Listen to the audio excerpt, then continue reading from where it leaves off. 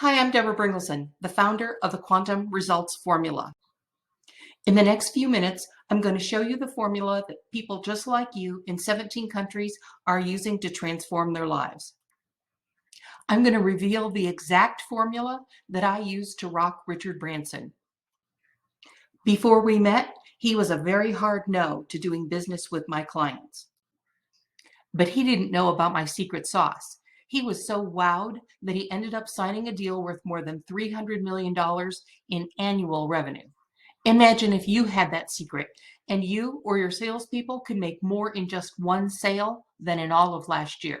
Thursday morning, I woke up and everything felt different. And all of a sudden, it's like, I got to call Deborah. I think I actually shifted lifeline. A few hours later on Thursday, I made the biggest art sale of my life. I think I sold as much art in 2 hours as I did all of last year together. What if you could break the false ceiling you have on your income and your life and make so much money that to celebrate you rent a private island in Belize with a private chef? You're probably living smaller than you think. Nothing's not possible. Anything's possible, whether it's a business goal, whether it's a personal goal, whether it's renting a private island. One of the things that we were able to do is confidently more than double our prices. Do I want to go from making 10K a month to 100K a month to $1 million a month? This stuff really works. Deborah just shifted me. To learn how to do it yourself, stick around because today I'm going to reveal all of that and so much more. Yesterday, we talked about a lot of things about how we weren't getting the buyers that we wanted. And today we're going to talk about our mantra of the day is meeting our prospects where they are, not where we are. And so often we get into the habit of, we really want to talk. We want to tell, let me tell you about me. Let me tell you about my product. And as I said yesterday, frankly, your buyers don't really care. So just a quick review. Yesterday, we talked about how to stop losing 90% of our revenue before we even get started. And you all saw this is called the buying pyramid. You all saw that. And we talked about how most companies are making money out of really the top 3% of their potential market, but some get down and get a whole 10%. But that leaves 90% of your buyers completely untouched, losing you 90% of your revenue. And we did a little math by making really one change. Our easy math, simple company was able to grow their revenue from $360,000 a year to $1.4 million. And I'm curious, did you guys do your own math? Because in the workbook, there was a space for you. Did people do their own math? Sure did. You did. All right. And how do you feel about what you saw when you did that? I love what I saw, and I would love that to be my life. Yeah, that's my life. Okay. All right. Anyone else? Yeah, it was shocking. Yeah. Okay. Were you inspired? I was challenged. Challenged. Okay. Okay. Well, I have seen this work over and over and over again. And I like to keep going with the same examples because that way we can all kind of remember the story and fill in the pieces. So the realtor that I talked about yesterday, I did a business plan for her, and I projected for her using this formula that she could grow her revenue 334% in a year, which is not bad. I mean, 334% growth is not bad at all. No. But using the formula, she actually grew her revenue 3,546% in a year. So I hope this inspires you. I hope this excites you, because you know what? Sometimes when we're trying to run our own businesses, we can get bogged down in the minutia and the frustration. And so I really want you to get inspired. And what you'll learn tomorrow is by being inspired, by feeling those juicy feelings of excitement and joy, that will actually help you be more successful faster. Cool? Cool or cool? Very cool. Okay. All right. So today we're going to talk about how we make what you learned yesterday work for you. We're going to get out. First of all, we're going to talk about what is the marketing death trap and the iron triangle. I mean, it's kind of obvious. We don't want to be in the marketing death trap, but what are they and how do we get out of that? So as I said, when we started, we want to start meeting our prospects where they are rather than where we are. And so I'm going to give you a couple of examples. I touched on it yesterday, but we're going to talk about it a little bit more in depth. And I don't think any of you are in the particular businesses that I happen to be showing tonight, but you use these to give you an idea of things that you could do. Okay, so yesterday we talked about the realtor who was selling houses, and she discovered that her ideal buyers, they weren't interested in buying a house. Oh, yeah. They had a higher propensity for premature death because of illness, and their kids had a higher propensity for things like teen drug use and other aberrant behaviors. So the way we discovered that is we did some research on our ideal buyers, and I have a whole process that you can go through. There were some, the beginning of that process was actually in the workbook for yesterday. It's called Max Map. It's a process that I designed. It's my proprietary process. I designed it from working with businesses for over 20 years, and it will help you really hone in on what your ideal buyer cares about. So we did the research. We discovered her ideal buyers. They cared about these health issues and child issues. And so we started marketing to them about that. Now, if you really think about it, that sounds pretty crazy, right? I want to sell you a house. Let me talk to you about how to prevent dying from a heart attack. Yeah. That's insane. So how do you do that? Well, the first thing we did is we switched our marketing. We quit talking about houses, at least at the beginning. Now, obviously, if we're going to sell a house, at some point, we have to talk about a house. But think of this as like it's a children's story. When you start to read a children's story to like a 5-year-old, you start with telling them who the characters are and maybe some of the challenges that the characters have faced. And then, a hero comes in and delivers a solution to the challenge, and it helps the initial character or the child who's reading it understand how they can have that solution too. So that's what we did with these houses. This is what I'm showing you right now.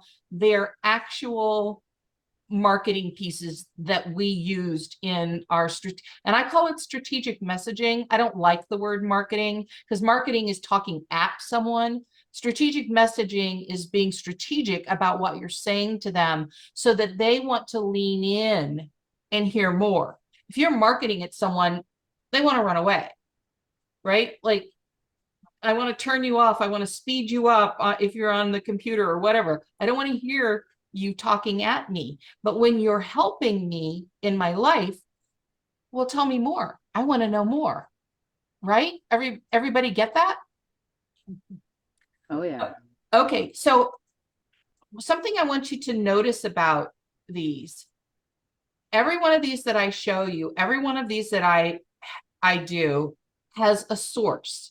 So this isn't, oh, the company just sat around one day and made this up.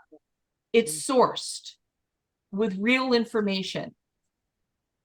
You are going to want to do that too. Now, you don't have to have, research study after research study listed out, but you want to be able to say, if somebody challenges you, let's say you're meeting with someone, like Karen, I know you're going to be meeting with investors. Let's say they say, well, where did you get that information? You're going to want to be able to say, oh, well, that came from, and then cite your source. You don't have to get all technical, like this is a pretty long citation here. You don't have to do that, but know where your information's coming from so people don't think you've just made it up. Because I'll tell you a little secret. Sometimes people just make things up. I know that shocks you. Okay, so this is one that we used. Executives were part of our target. They were at a higher risk for all of these diseases. We wanted them to really know how much their stress was affecting their lives.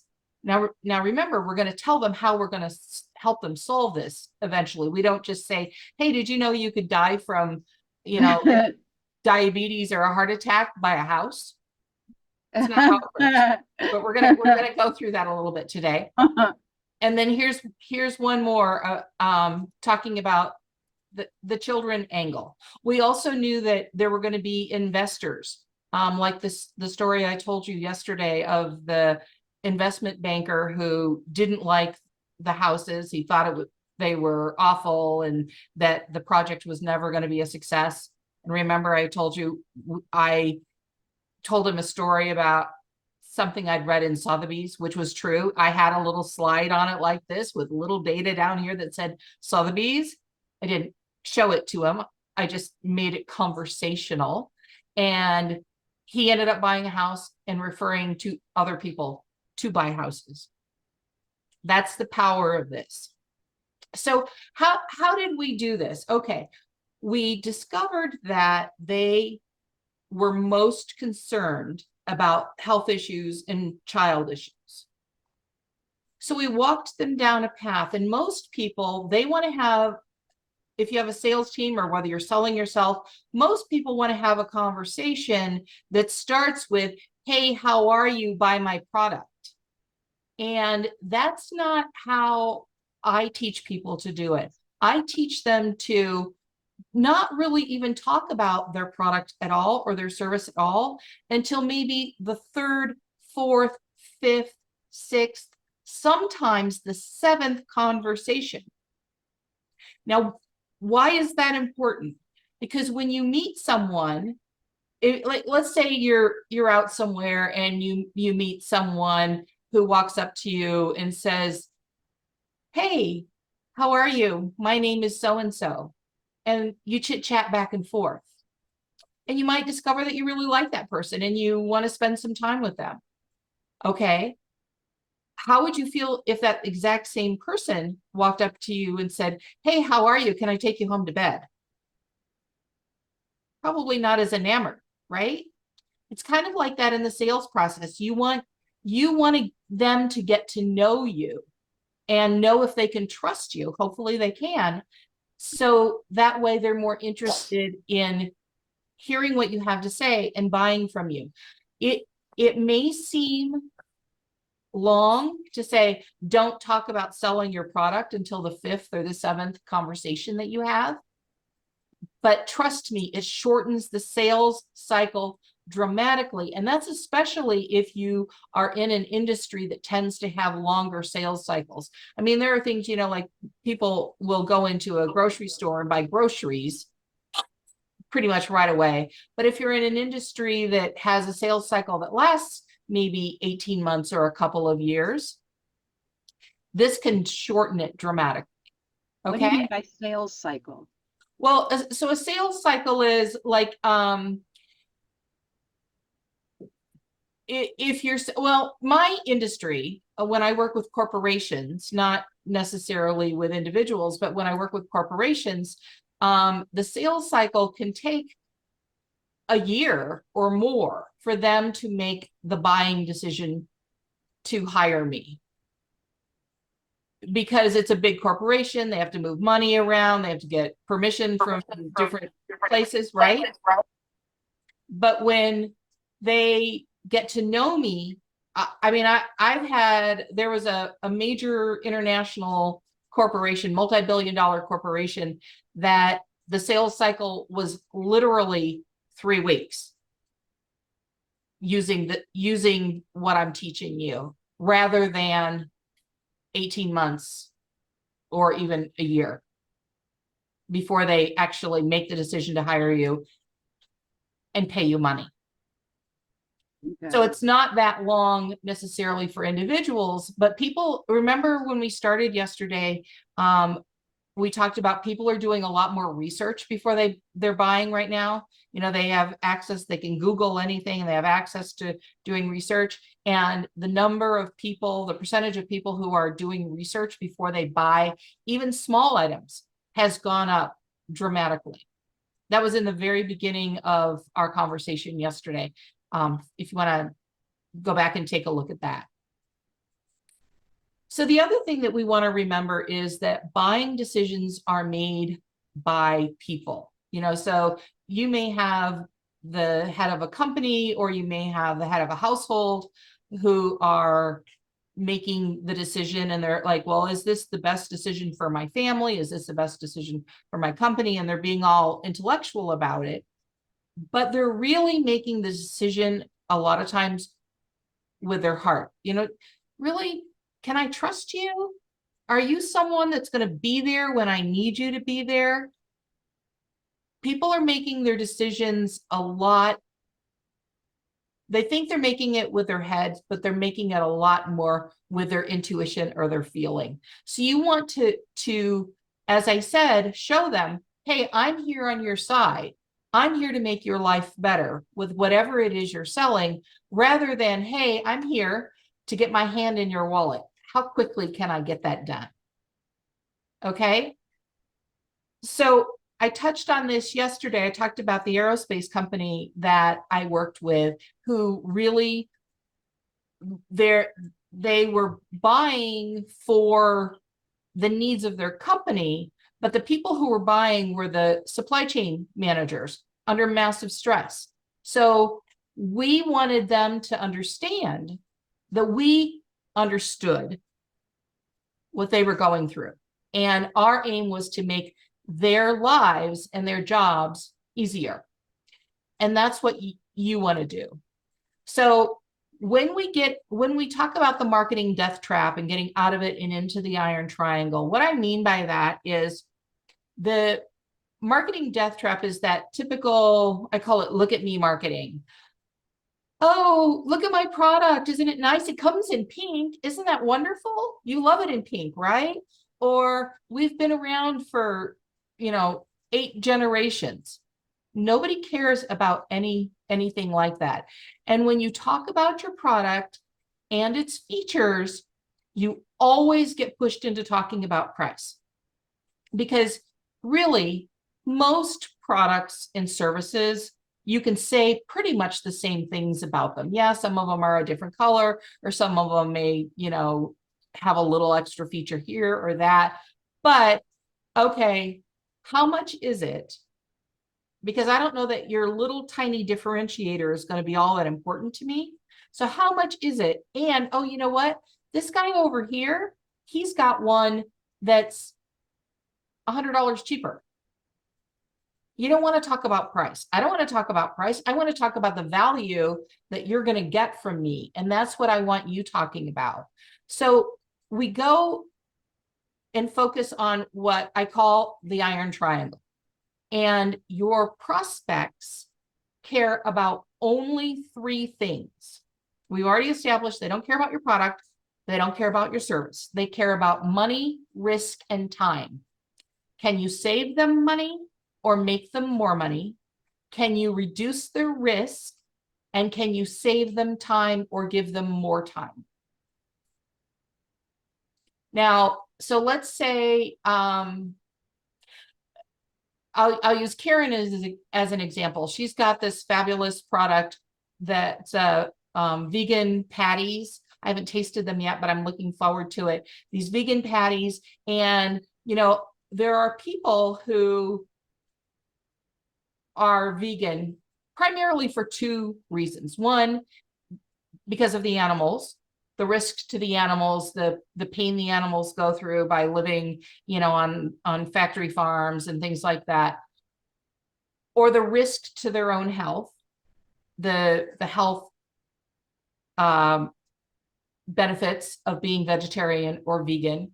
So one of the things that Karen's going to want to do, I hope, Karen, you're okay with my using you as an example, but one of the things Karen's going to want to do is she's going to want to talk to her potential investors and her potential buyers about things that they care about, like the data around the health risks of eating a lot of meat or eating meat at all, or the food contamination possibilities of meat, or whatever, to cut their risk of health issues. Okay, every industry is going to be a little bit different. All right, did everybody with me so far? Anyone not with me? Did you all leave? No, I'm here. I know you're I'm with you. I can see. All right. Okay. So here's another example. When I was trying to woo Richard Branson, he was a hard no, as I told you yesterday. He was only using, I was in Silicon Valley, and he was only using Silicon Valley. I did not know this at the time. I became friends with some of his team after the deal was closed, and they said, we were never coming to California because of all of these reasons. Excuse me. We were only using you to get more freebies from the places where we really wanted to go. So they were, the other places, like Boston was one of our biggest competitors, they were throwing money at him like crazy. You know, we've got these incentives, we've got $350 million here, and we've got this there, and all of this kind of stuff. And they were mailing him lobsters, live lobsters with little luggage tags on them, you know, Virgin flying to Boston and all this kind of crazy stuff. I didn't have any incentives. So they were being led by big, powerful people. The governor and whatever, California at the time did not have a governor. They really only had Deberah, who nobody knew who Deberah was. I had no money. I didn't have access to any kind of incentives. I didn't have money even to send them little gifts. When I sent them my proposal, I actually went in my backyard and picked some lemons off of the tree and put my package in the mail on my Visa card. That's literally, I had no revenue to do any of this. But we won because we focused on the things that he cared about rather than just throwing money. Because when it came to money, I had zero. I couldn't compete there. And everybody else, they were just, you know, okay, how much more money can we throw at him? How much more money can we throw at him? I solved problems for him.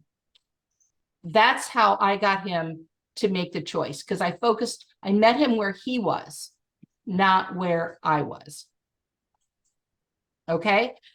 So the first thing you want to do is you want to stop the look at me marketing. You want to really know and become your ideal buyer. You know, be them. Richard Branson was really edgy. And one of the things that I did when he came out, he was coming out to tour a facility that I was suggesting for the headquarters and things like that. He was really edgy and fun. And, you know, I'll confess, I'm more edgy and fun now than I was then, but I don't think anyone would accuse me of that. But we played that game. Everywhere he went, their primary color for the airline was red. And everywhere he went, I had people showing up in red. Like when he came down from his hotel room, there were ballet dancers in the lobby of the hotel dressed in red tutus and tights. When he went out to lunch, we took him to lunch, and as we're sitting there walking by, come 5 children all dressed in red, bouncing red balls in unison. So we became him. We wanted to connect with him. That's what you want to do with your ideal buyers. You don't have to get all that elaborate, but think about them. Stop thinking about yourself and your product and really think about them so that you can strategically speak to them. Because their real problems aren't what you think they are. And that's what you have to talk to them about. Like, for example, Richard Branson, one of his huge problems was that it's massively difficult to start an airline in the United States for a lot of governmental reasons, but also because the other airlines do everything they possibly can to kill it. But it's nearly impossible for someone who's not a United States citizen to start one. There's a whole bunch of extra regulations that he had to deal with. Because of my background in politics, I was able to help with that. So I wasn't just saying, oh, hey, come here. We have a nice city and we've got incentive money to throw at you, which will be completely 100% gone in a maximum of 3 years. I helped him solve real problems. That's the kind of thing that you want to do for your ideal buyers. So you get your hand out of their pocket and you become their advisor. I'm going to give you one more example, and then we're going to jump into some coaching. And I want to talk about your specific needs. Okay. So this was a commercial stainless steel company that I worked with. They doubled their revenue. That what they built were stainless steel countertops, both for residential and commercial purposes. And they were selling like everybody else, buy our countertops. They're nice. They look nice. Don't they look great? And instead, we turned them into health advisors. And by the way, it really boosted their team because I said, look, you're not just making countertops. You're saving lives. You go to work every day saving lives, because stainless steel, and especially precision made high quality stainless steel, which these were, and by the way, they were more expensive. It's much more difficult for foodborne illnesses to live in that kind of environment rather than the shoddy stainless steel or the ones that are poorly made, or even worse, the countertops that aren't stainless steel. So we turned them into advisors to help their clients understand how, one, they were saving lives, and two, they were avoiding massive lawsuits because of death or injury. Everybody got that?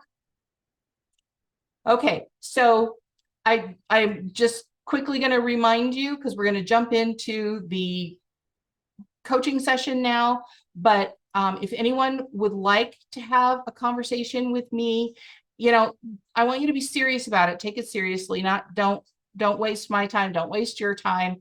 But if you're really serious about wanting to take off in 2024, double your revenue, 4x your revenue, or maybe even more, you can go to quantumresultsformula.com/now. And I would be happy to spend time helping you figure out what your strategy is to make that happen for you. By the way, it's not a sales call. It's not a sales pitch. I mean, we can talk about that if you want, but my intention of these calls is to really get you going. Okay? So I'm going to stop sharing right now, and I'm hoping we can jump in and you can talk to me about your business, ask me questions. What is it that you want to talk about?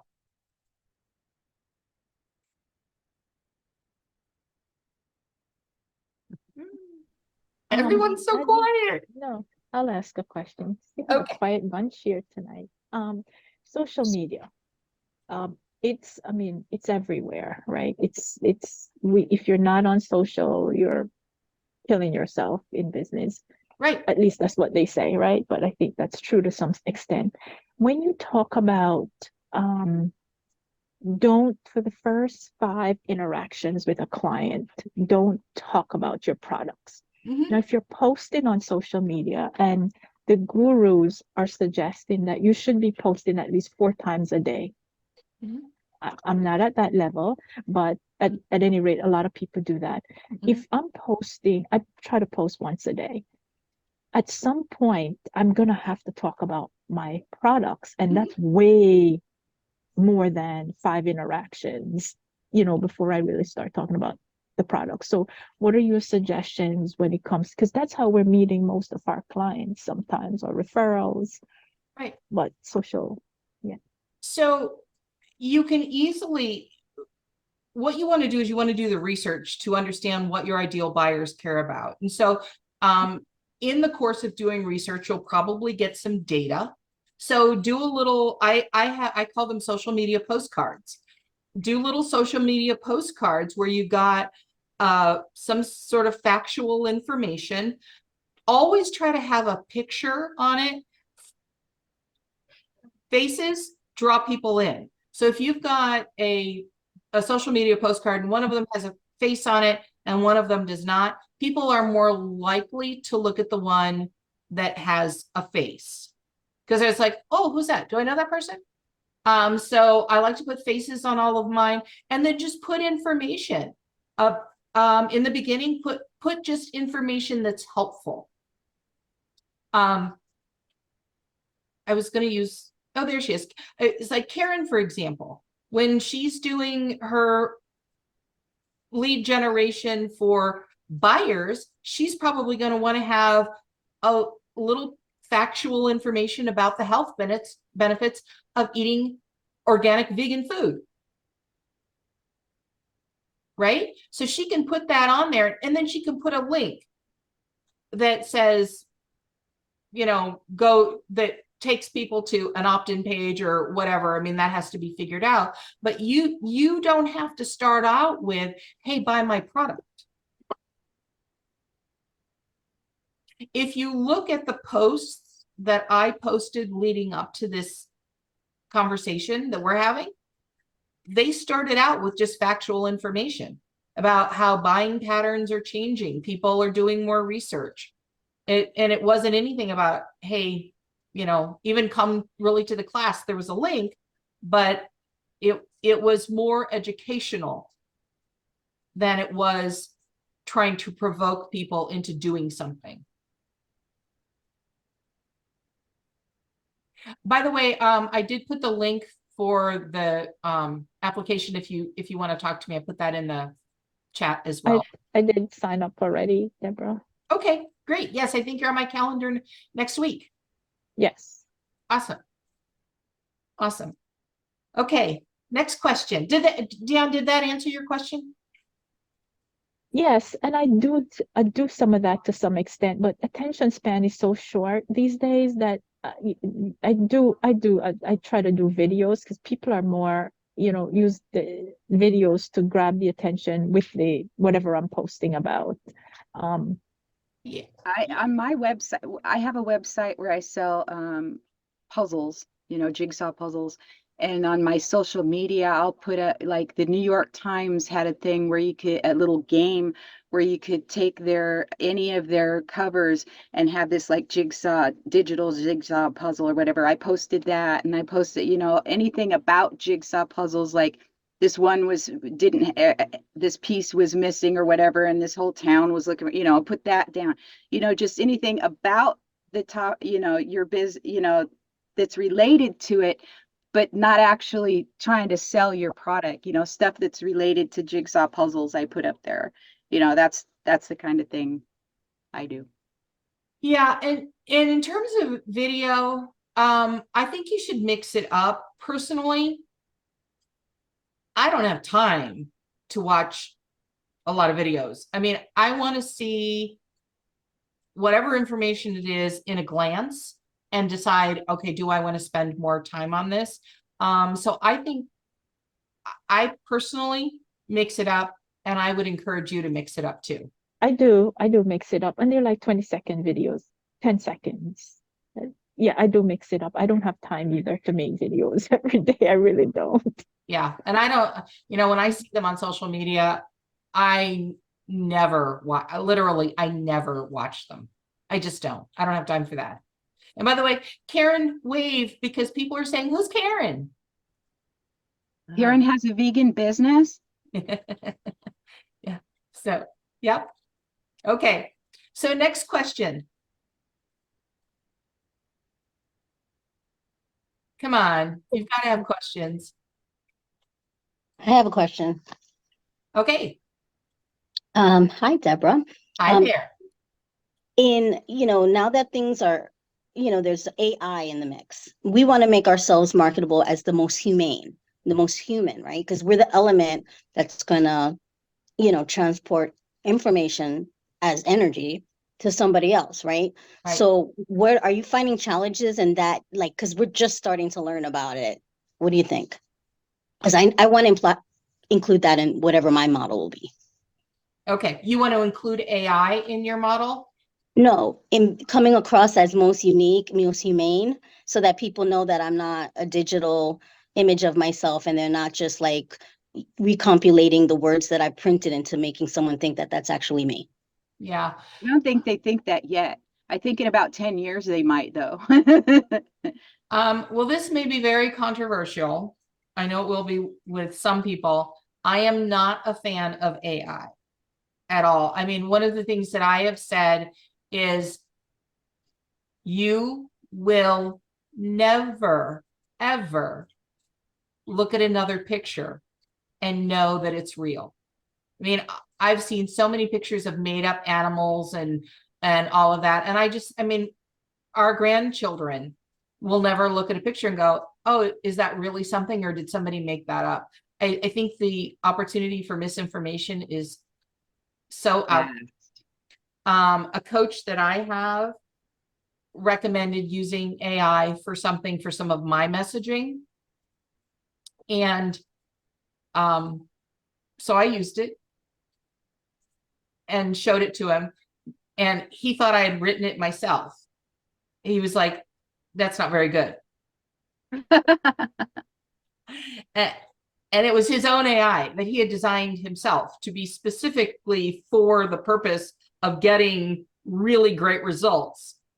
And I almost advertised this. I did not, but I almost advertised this as this class. There's no AI BS in this because there are people in my industry, people who are calling themselves business consultants and business coaches because they've been trained by brand new AI companies that are teaching people to just use AI.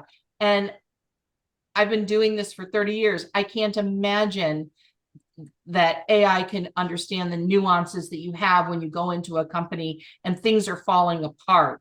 Sure, you can spit out, generic kinds of things. So I'm personally not a fan. I don't know if that answered your question or if I just got on a soapbox. No, that was great. I'm just, I'm concerned for myself because I was trained to be an educator. I'm always thinking about classes, not in a business model, maybe more in an academic, but it's also my own business model, right? And it's who I am, what I'm selling. So I am concerned about that. And I feel like maybe we'll be doing more live in person, go back to, things being written, mailed, who knows, for people to be able to say that's real, because what you say is correct. My kids watch Is That Cake? I cannot tell the difference between a real cake and a fake cake, a decoy they call it. And so there's just no way that we're going to be able to discern certain things unless we meet people in person or have some kind of physical connection. Right. Yeah. And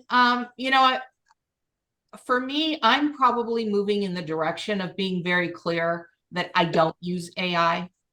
I don't. Yeah. Because I Thank you. want people to know that I'm in there in your business with you. I'm not sitting back and typing a couple of, first of all, I wouldn't know how to put the code in to ask it to give me whatever. I don't know that kind of thing, but I'm not just sitting back and looking for a generic answer. I want to, and part of my solution is the energy of it, the feeling into it. Right. I mean, whenever I work with people, I'm feeling into their energy and helping direct what's going on with them personally.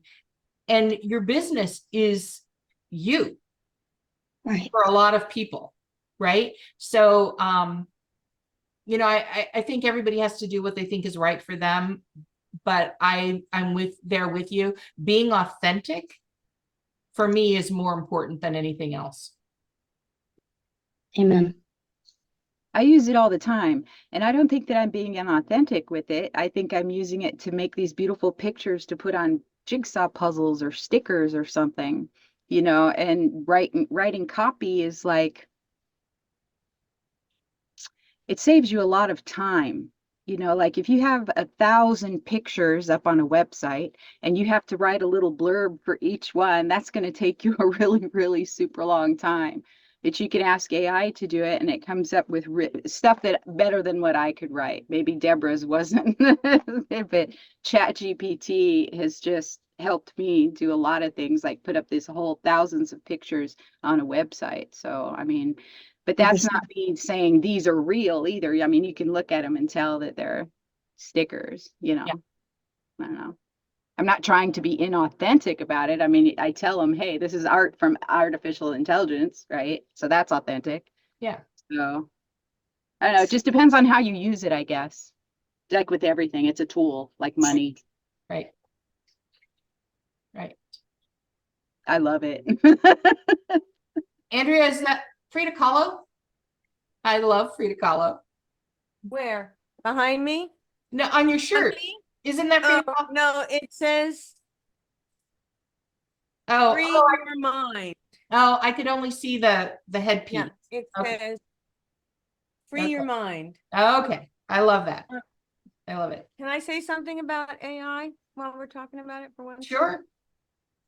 Yes, Sure. I'm a photographer, a professional photographer.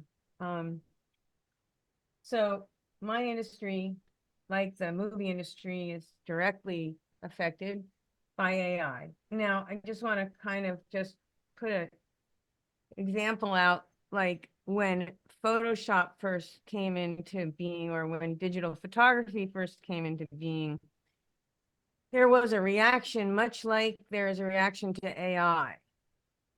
And what we don't know is what we don't know. And so there is elements of artificial intelligence that are going to be very helpful to society. And like, because humans use it, there's going to be other kinds of usage for it. And so personally, I don't think it's all bad or all good. I can tell you that if somebody gets a big glare in their glasses in my studio because they turn their head slightly and now they have this great picture and there's my light is in their glasses, AI can help me with my talent in Photoshop remove that glare and reveal the eye. Okay. So now, and then there's just one more thing I want to say about believing pictures. Don't believe any I don't want to pictures get us too ever. much. I don't want to get us too much off track though, because this is more about how we build our businesses. I mean, I Got think it. it's great if it's a tool, but I'd really like to hear, like, from what you've learned, what are your questions when it comes to implementing it and making money from it, being successful? Are you asking me that? I'm asking anyone who wants to jump in. Okay. So, well, just in terms of AI, it's been a time saver on something. But what I've learned, or what the questions I have from the week 2 workbook, I do have a question. Okay. If that's where you want to go. Okay. Sure. All right. Just give me a second if somebody else wants to talk, because I wasn't ready to just do that because the pages I get them mixed up.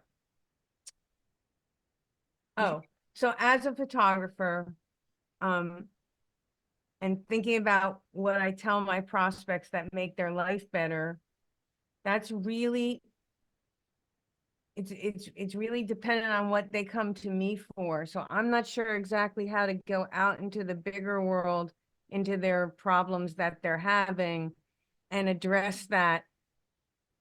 I mean, I can understand that like people are worried about their kids in this world, or guns in school, or whatever they're worried about. Yes. Okay. Can I give you an example of a photographer?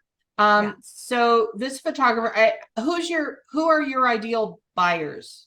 What's your niche? Well, I'm it's taken me a long time to grow a niche because I'm very anti-niche, because I'm an artist who uses photography as a way to bring service to people, to help them reconnect with their family. So I do family photography. Okay. Okay. I do Great. Let's go with that. Let's go with Okay. that just to give you an example. Okay. So this photographer, he primarily works with women, and he knows that a lot of women don't feel good about themselves. They don't feel good about their bodies. They don't feel good about the way they look. They think they weigh too much, or, you know, this is crooked or whatever it is. And self-confidence is a real issue. Also, a lot of women who have been abused. And so that affects their self-esteem. And so he has made his entire business about making women truly feel beautiful. And that's what he does. And when he goes out, I've heard him speak, and when he goes out and speaks, he talks about the beauty of women. I mean, he will have you in tears. Yeah. His part of his messaging is to really touch that core of that person and help them understand this is something that will make their life better. It's not just a picture to put on your Facebook page or something like that. So you say that you work with families and reconnection. You know, what could you talk about that? Do you remember your great grandmother? Wouldn't you Deborah, feel? I have no family really or pictures No, of no, me no, when no. I was I'm young. giving you no. Yeah. I'm giving you an example of what you could. Yes, I totally get what you're saying. And I don't mean to tell you that I know what you're saying. I do understand as a photographer that my job is to remind people of the joy of their family, because lots of people have trouble with their family and they don't see a way to be connected. And actually photographing a family photo, the whole experience can be reconnecting. So that could be a part of that. You've answered your own question. That could be a part of your messaging. Yeah. And well, and Go ahead. you could have some data. I'm sure it's out there to find, you know, how many people, what percentage of people wish they could have one more conversation with their great grandmother or something like that. Yeah. What if you had this beautiful keepsake photo, and when she's gone, she could still be there in front of you and you could still have conversations with her. Something like that. That's not talking about, hey, I take these great pictures. It's, hey, I'm giving you a depth of feeling in your family. Does that make sense? Sure, it makes sense. It doesn't exactly fit into my. It's interesting because, you know, I've been working on market. I've been in business for 25 years, and I've been through a lot of coaching, and I really try to keep things much more. I don't like to go into the death thing or did you remember, but heirloom, you know, your kids are going to want this one day kind of conversation, or you know, the time is right. When someone calls me and they want to work, I always tell them that it was really smart of them to do this because it's very hard to get your family together. Right. So that's when they call you. Right. What you want to do is look for ways to reach out and draw them in also, so that they're That's the thing I don't know. And that's exactly what we're talking about. And I'm going to challenge you a little bit. All right. Can I have your permission to challenge you? Yes, please. Okay. I love you and I love what you're doing. And I mean that. Anyone who knows me knows that I'm speaking genuinely about that. And anyone who knows me knows what's coming next. And that is, what I'm hearing from you is a lot of no, that won't work for me, or no, or no, or no. And I want you to remember yesterday I said no boxes. Don't just think out of the box, throw the box away. And I see you living in your business living in a lot of boxes. And I'm going to challenge you to get rid of those boxes and give some of this a try. Okay. And I'm speaking to Andrea right now, but I'm actually speaking to everyone. Some of the craziest things I've ever done, like when I was working with that realtor client, her staff hated me. They said I was crass. They didn't want to do anything that I wanted to do. But here's the thing. They had been working with her for over a year and made $0. I don't have a box. I don't believe in boxes. And I'm just going to say in response to that, I'm willing to be coached. I'm going to say it again. I'm willing to be coached. Okay. But niche feels like a box to me. I get it. Yeah.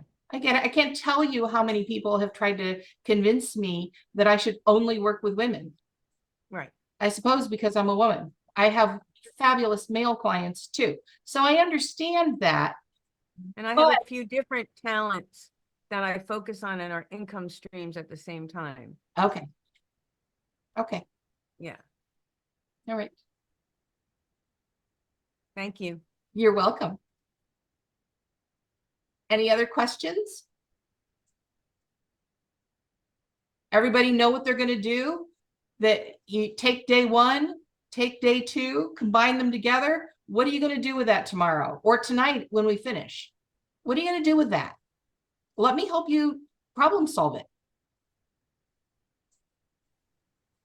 I guess I'm still having a little trouble with getting from the conversation, hey, how you doing, to buy my stuff.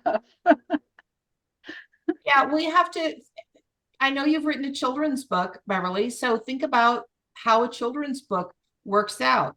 You know, introducing the characters, introducing the issues, the problems, what's the problem they're having, and then what solutions do you offer that will help them make more money or save more money, reduce their risk, or have more time or save time. Okay. Money, risk, and time. That's what they care about. Okay.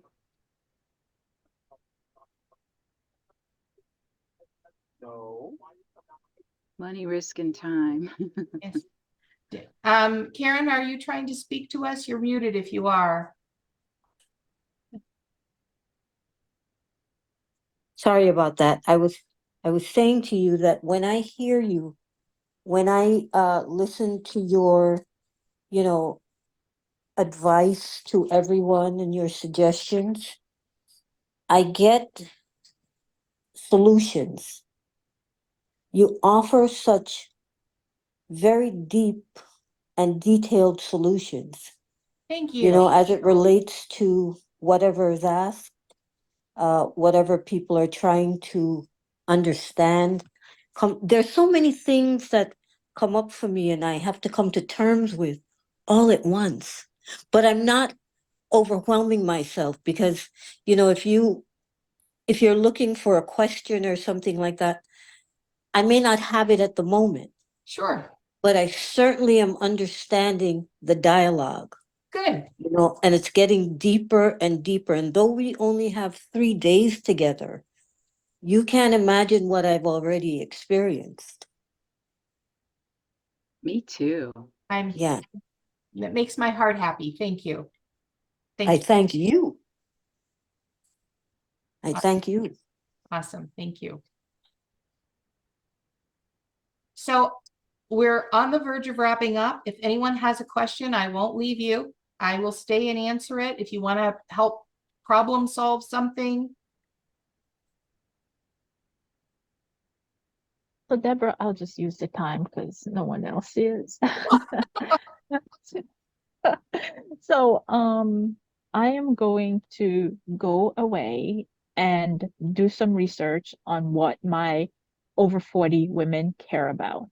Like I do have some ideas, but I really want to just make sure I'm researching it appropriately and then start doing some posting on social media around the things they care about or talking or whatever I'm going to be doing. Right. Okay. Yeah. And really think about, what is it that they're dealing with? So women who are in their 40s, they're, they probably have children, not all, but a lot will have children. Most. They're thinking about how to pay for college. They're thinking about if they're going to have money for retirement. They've worked enough that they're probably thinking, I don't really want to do this working stuff anymore, or at least not at the level that I've had to. So how can I have more money so I don't have to work so much, or maybe even at all?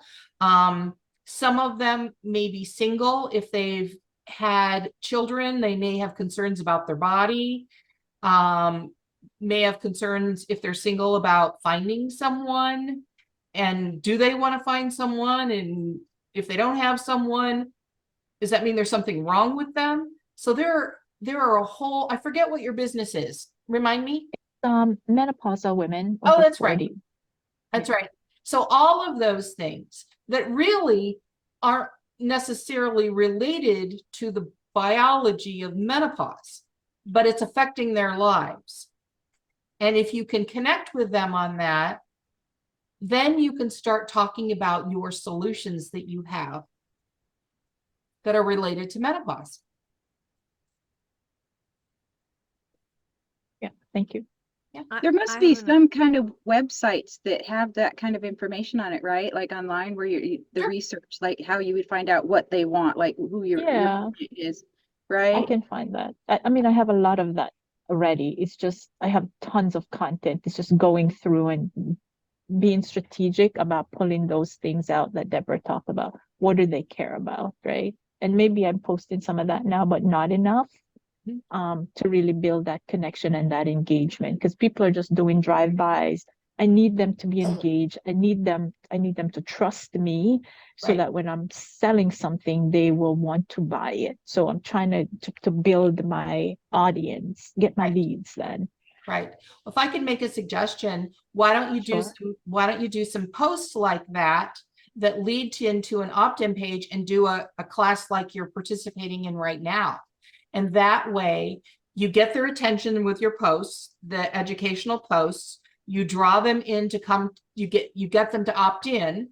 Some of them may be on your list already. Some of them may be new people. You get them to opt in. You have an event like this, and it could be one day, it could be 3 days, whatever, where you're doing a little bit of teaching, but you're also giving them a chance to talk too. You know, part of my being successful at what I do is hearing from you what your challenges are or what your roadblocks are, right? So I'm learning from you as hopefully you're learning from me so that I can serve you better. That an event like this would give you an opportunity to do that, to learn from them so that you can serve them better and they will trust you more and want to buy from you more.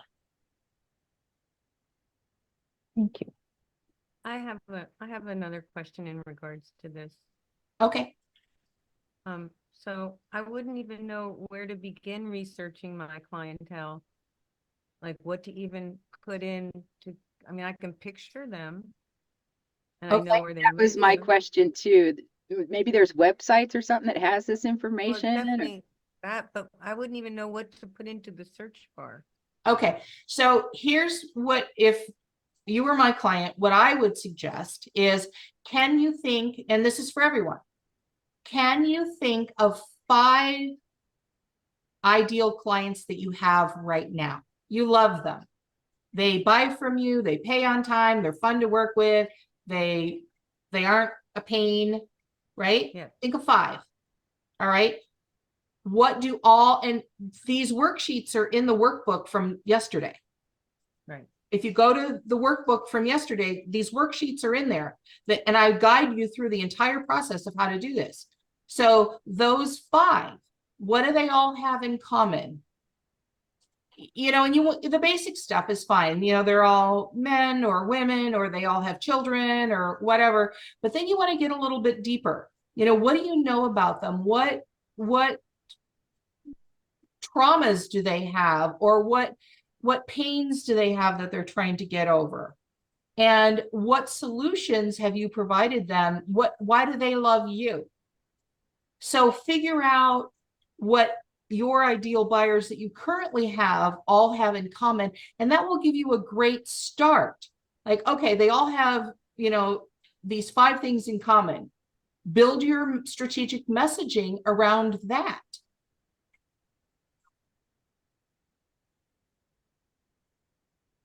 That's where you start.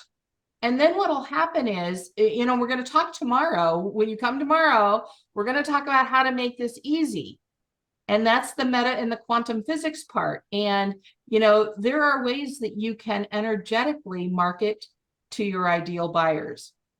I have a client, I might have mentioned her. She didn't want to market. I don't want to do social media marketing. I don't want to do posting. I don't want to do all of that kind of stuff. And I said, fine, you don't have to.